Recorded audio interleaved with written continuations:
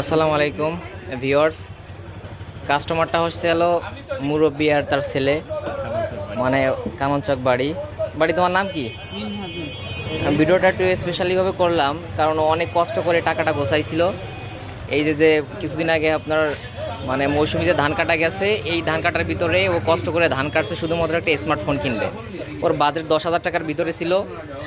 আমিও চেষ্টা করছি ও 10,000 টাকার ভিতরে ভালো একটা ফোন দেওয়ার জন্য।